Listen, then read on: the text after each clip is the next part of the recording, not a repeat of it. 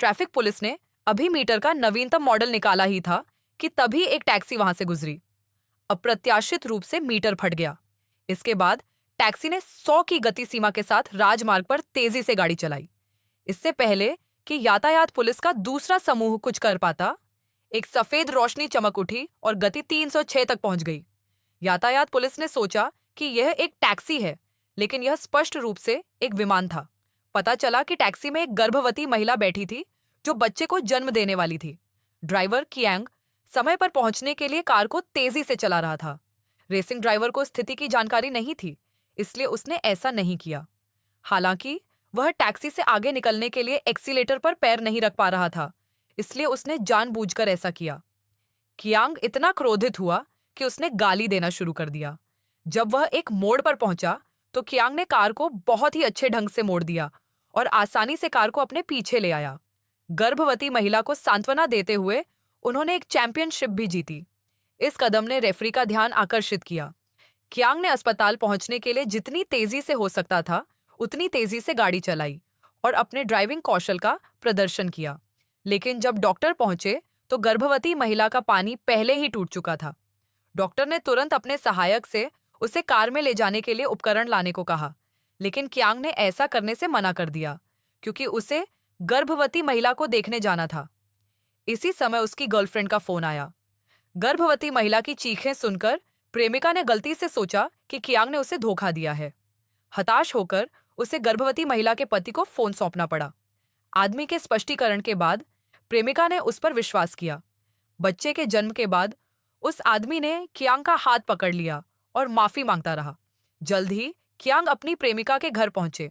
यह पहली बार था जब वह उससे मिला था। उन्हें उम्मीद नहीं थी कि उनके ससुर एक जनरल होंगे, लेकिन कियांग ने भी दुनिया देखी थी।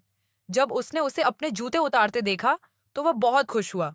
इसी समय अचानक फोन की घंटी बजी। पता चला कि जनरल आज हवाई अड्डे पर जापानी राजदूत से मिलने वाले थे। परिणाम स्वरूप उन्होंने इस मामले पर बात की और अपने ड्राइवर से उन्हें हवाई अड्डे तक ले जाने के लिए कहा। अप्रत्याशित रूप से जैसे ही वह बाहर निकला, एक कार दुर्घटना हो गई।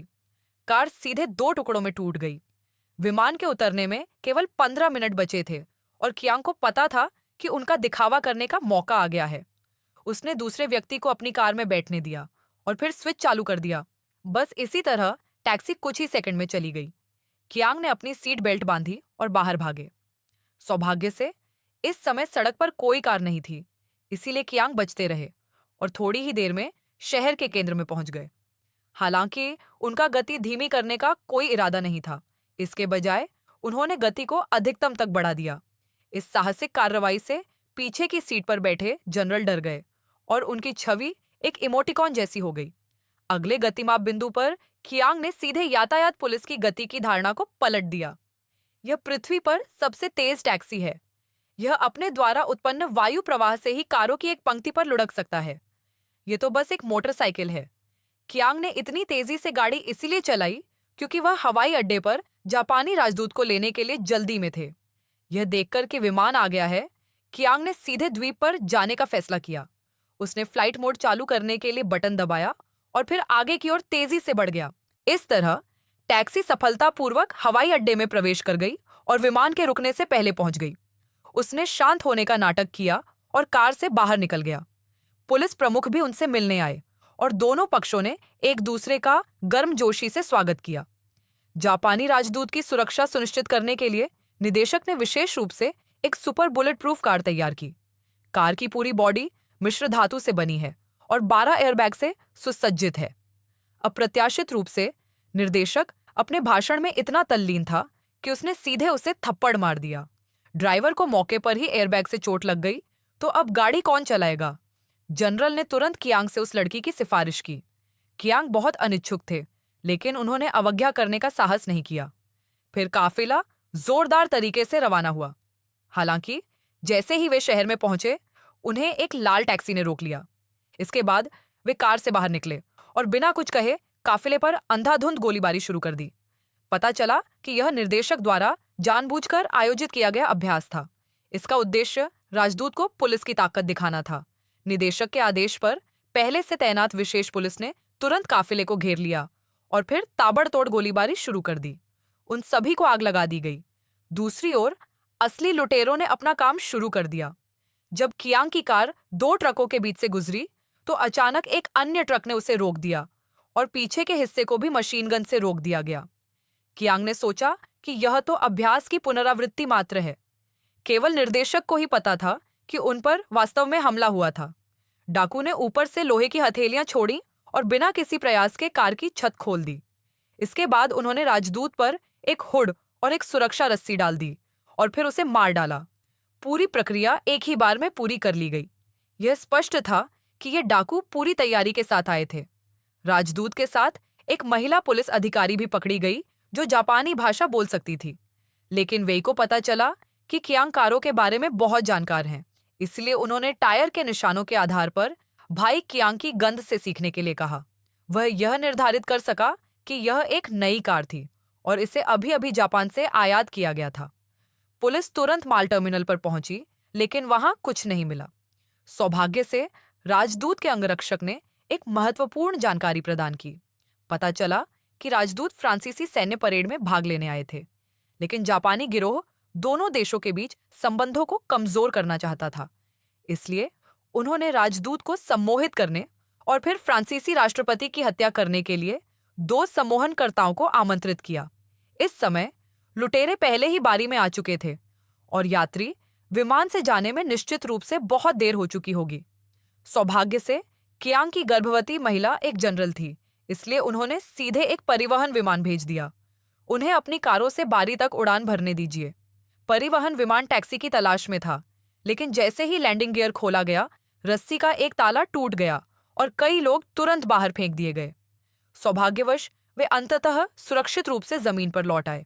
फिर कियांग ने पूरी गति से गाड़ी चलाई और खुफिया जानकारी के आधार पर गिरोह के ठिकाने पर पहुंचे। इस समय सम्मोहनकर्ता जापानी राजदूत को सम्मोहित कर रहा था और पुलिसकर्मी श्याओमी भी उसके बगल में थी। जब वेई ने पुष्टि की कि उन दोनों को रिहा कर दिया गया है, तो वह तुरंत वेंटिलेशन डक्ट से देश में प्रवेश कर गया। अप्रत्याशित रूप से उसने गलती से बैफल को जमीन पर गिरा दिया। ज्याओमी ने ध्यान आकर्षित करने के लिए जल्दी से एक गाना गाया, इसीलिए वे उसे सम्मोहित करना चाहते थे। लेकिन अगले ही पल वे प्रकट हुए और अपने छोटे भाइयों को नियंत्रित किया, जिन्होंने शोर सुना और तुरंत सहायता के लिए चले गए। लेकिन श्याओमी ताई ची में माहिर थे और राजदूत के अंगरक्षकों के सहयोग से उन्होंने कुछ ही चालों में सभी करामी को नीचे गिरा दिया। फिर वे पाइप के रास्ते नीचे आए और कियांग की टैक्सी में बैठ गए। जब बॉस ने देखा कि वे भाग गए हैं, तो उसने तुरंत अपने आदमियों को उनका पीछा करने को कहा। इन बदमाशों को राहगीरों की जान की जरा भी परवाह नहीं थी और वे सड़क पर बेतहाशा वाहन चलाते थे। मैं उन्हें केवल कम लोगों वाली जगह तक ही ले जा सका। हमारे सामने रेलगाड़ी का प्रवेश द्वार था, इसलिए मैंने कार सीधे रेल की पटरियों पर चढ़ा दी।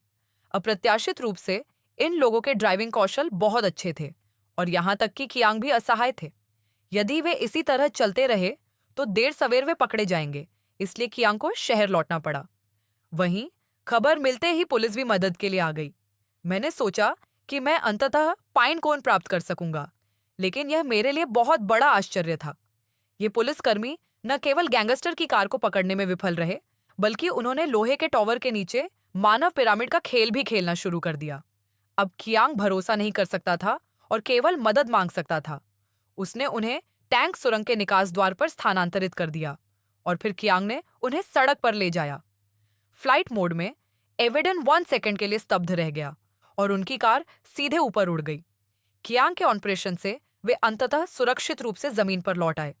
जिन बदमाशों के पास रेत की गाड़ी चलाने का समय नहीं था, वे मुसीबत में पड़ गए और मौके पर ही टैंक से टकरा गए। कहानी के अंत में कियांग टैक्सी चलाकर सैन्य परेड में ले गए। मंच पर उपस्थित वीआईपी लोग आश्चर्यचकित रह गए। राष्ट्रपति ने तुरंत कहा कि यह उनकी नव विकसित पीली कार है। आज की कहानी यहीं समाप्त होती है। अगर आपको यह पसंद आए तो कृपया लाइक और फॉलो करें।